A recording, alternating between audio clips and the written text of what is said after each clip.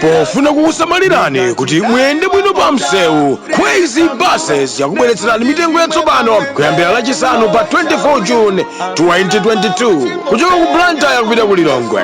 Akulu 20,000 kwacha ndipo ana 15,000 kwacha.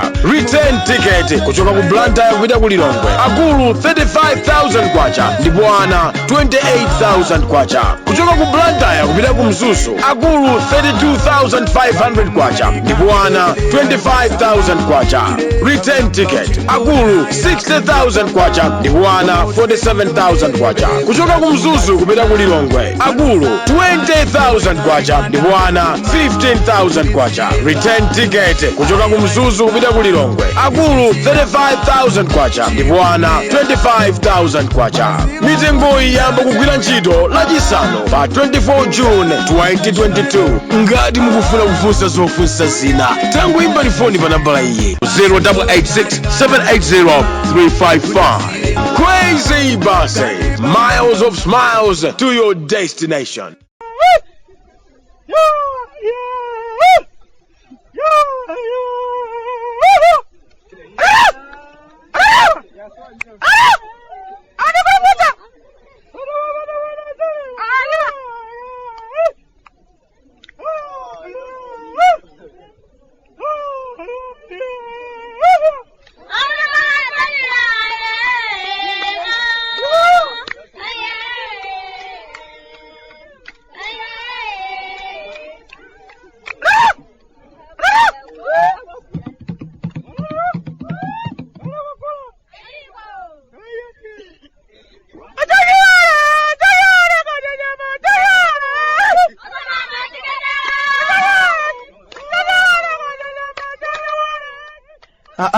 Kalata timechoka kumudzi kumalawi.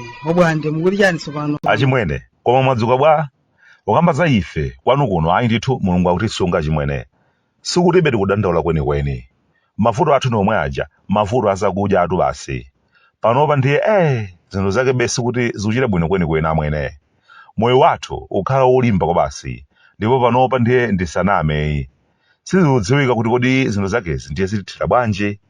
Komabe mavutowa asandiyiwalitsa chimwene kupereka sawacha kwa nkhwantha zomwe zija za maulendo pa basi kwathu kuno za Khwezy. Munthu tikungokhala ndi ulendo pa basi kwathu kuno pakati pa Bwande, Lilongwe ndi Mzuzu. Basi za Khwezy ndi zimene zikumathandiza kwambiri, zimasunga nthawi, zimayenda mwadongosolo. Komanso ukakwera basi za Khwezy umachita kudziwiratu kuti apa ndiye ndakwera basi yodalirika basi. Mwina mukadakhabe ndi mafunso kuti kodi Bwande ndiye mwati za njala zikuyenda bwanji kwanuko. Usamati kwanuko udziti kwathu chifukwa iwenso paja ndi wako nkuno. Osamadzita amayi chilipo chimwene chimene chimafuna abale. Inunso nthawi ina yake mudzatipeza mukamakhalapo kumanena kuti koma Nyasa ando afikapo kaya muona mundipanga bwanji kumeneko. Muzizindikira kuti kwaeni nkwaeni kwanu nkwano.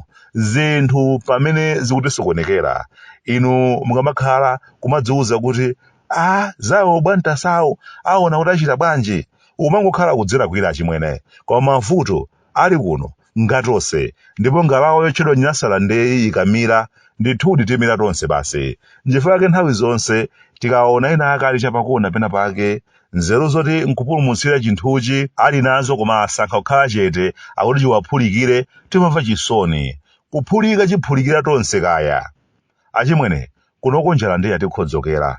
Chakudya chadula koopsa ndipo monga munafotokozera muja zikumakhala zinthu zodabwitsa kuti palibepo amene akutekeseka kuti akuluakulu tendichitepo kanthu. Pano pa thumba lachimanga achimwene zoopsa kwa basi. Koma palibepo amene akuonetsa chidwi kuti atithandize. Sindikudziwa kuti akuluakuluwo maganizo awo makhala otani.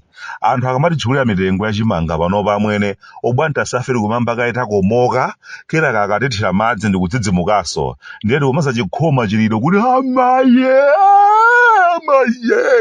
osati masewerayi.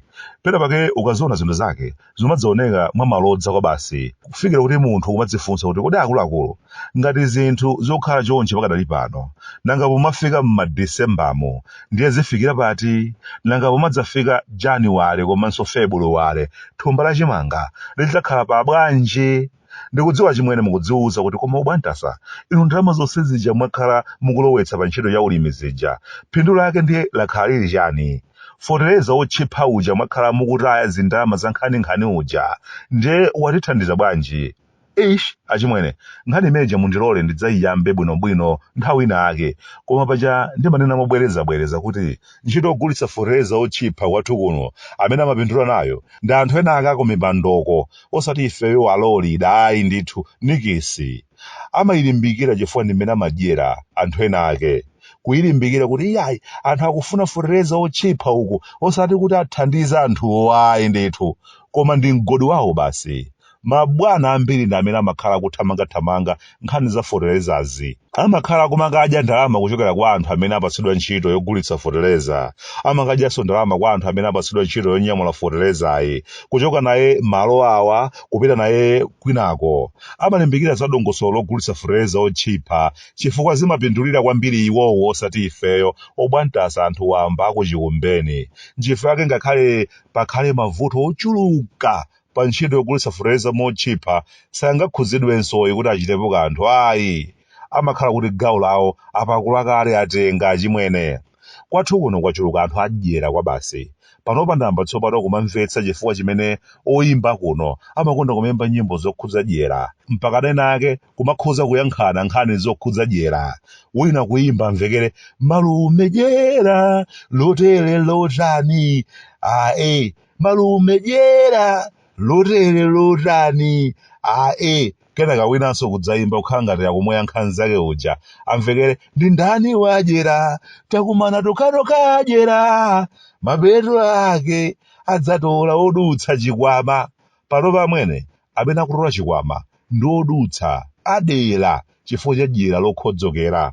Zikutivuta chifukwa tachulutsa dyera, chifukwa chimene kampani yogulitsira chimanga ngati ya Adimaliki ikuzunzikira si chifukwa chinayi, ndi chifukwa cha dyera. Ena ake ali nacho chimanga chili pa msika akumadziwa kuti kuti kampani ili ipasenso mphamvu idzipanganso zimene inkapanga kalekale ndiye kuti atisokoneza tikanika kupha makwacha. Zotsatira zake tiye ndiyibalalitse isapezenso mpata wogula ndi kugulitsa chimanga. Ifeyo msika wa chimanga ukhale m'manja mwathu tidziulamulira. Ukamaona anthu alibe chidwi akupanga zinthu zodabwitsa kwambiri pa nkhani za chakudya, zadziweni kuti akudyera mukuvutika kwa anthu achimwene. Lero lino sitingasiyire malonda a zinthu zofunikira ngati chimanga m'manja mwa anthu obwera, anthu amene cholinga chawo ndi kupanga ndalama basi, kupha dala Adimaliki, kupereka mpata kwa obwera adziwasenda anthu chikopa ali moyo. Nkhani ya Adimaliki ndi kumangolankhula ndi pakamwa basi koma opanda chilichonse chochitika. Ine ndisaname ndakwiya kwa basi. Mavuto achakudya amene tili nawo kwathu kuno anthu ena akachita kuwalenga dala ndi cholinga choti apindule, akumadya ndalama ndi anzathu obwera kukhaulitsa fuko lawo lomwe. Kunali msika wa mbewu achimwene kwina kwake kunja kumene anthu akumeneko anachita kunena kuti Nyasalande mukuzunzika kwambiri pa nkhani ya ndalama zakunja za forestizi. Ifeyo kuno tinazo, limani mbewu zochuluka muzitumiza kuno. Tikufuna mtedza ochuluka, tikufuna mpunga, zibweretsani zimenezo. Amwene mwayi ngati ubasi enake ukumana kumbali akuti zimene zofunika zisadutse mu nthambi za boma ayi ndiye kuti sitidyapo bwinoye. Zimenezi kuli bwino tipeze auje apadera komanso auje apange zimenezi. Kudya sukhala kotivuta ayi, tiziti tikayendayenda basi tizikasusa mosavuta. Malo mopereka mwayi ngati uwu ku nthambi za boma zokhazikika ayi ndithu ukapereka kwa anzawo azitidyetsera. Zotsatira zake achimwene ukanikanso kukwaniritsa zofunikazo zochititsa manyazi. Timaufa tina totumizidwa kunjako koma kafika taonongekanso. Tibufa toti mdziko mwathu muno adachita kuyenda nato mwampeni, ngakhale abongoloyeza mulingo pakatundu opita kunja adayendedwa pansi chifukwa cha dyera la ena ake kufuna kuphangira malo moti dziko lonse lipindule. Zochititsa manyazi kwa basi. Lero ino tikamava anthu ena akakumadandaula kuti tikuvutika kugula chimanga pa msika chifukwa ifeyo aboma mitengo imene tidayika kuti tigule chimanga anzathu mavenda akutiposa ndiye chimanga chonse chikupita kumeneko. Tikumaseka tisaname. Mayiko oyandikana nawo nkhani yachimanga amakhala nayo chidwi kwa basi.